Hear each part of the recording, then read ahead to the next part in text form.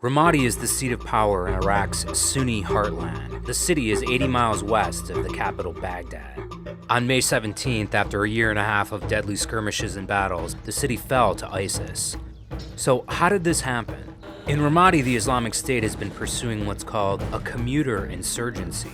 The group works to gain control of the city's rural belts, those neighborhoods around Ramadi's periphery where they can stage incursions and regroup. It then deploys fighters from these rural belts into urban areas to join the fight.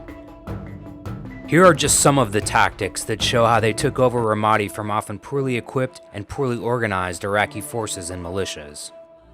Violence around Ramadi starts showing signs of uptick in the latter part of 2013 in the southern part of the city. ISIS embarks on a bloody effort to control al-Malab, Farsan, Hay al-Dubat, and al-Hauz. It launches these attacks from al-Humaira and Abu Jaber in the southern rural belt. From September to December 2013, their attacks doubled to 20 per month in Ramadi's southern urban center. The onslaughts continued into 2014. From January to April, the number of attacks doubled again to 44 a month. As the year went on, things grew even more violent. By October 2014, ISIS fighters more or less had control over the key cities along major roadways that stretch from Ramadi to the borders of Syria and Jordan. By November 2014, ISIS controlled neighborhoods southwest of Ramadi's government complex, including Hauz, Tamim, and Anbar University. By the start of 2015, ISIS controlled or contested more than half the territory around Ramadi. March 2015, ISIS starts pushing out aggressive propaganda about its Ramadi attacks.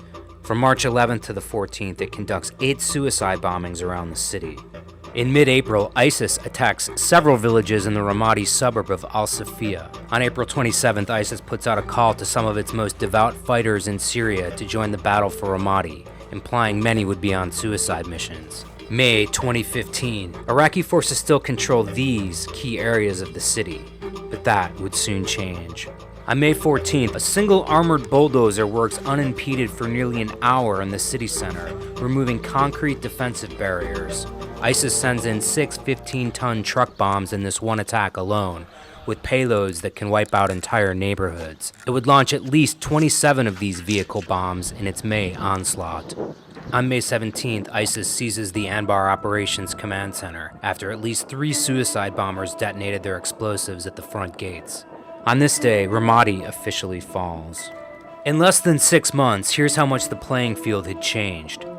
In December 2014, this was ISIS-held territory, this was contested territory, and this was held by Iraqi forces. By May 2015, ISIS held key territory and had all but driven out Iraqi forces.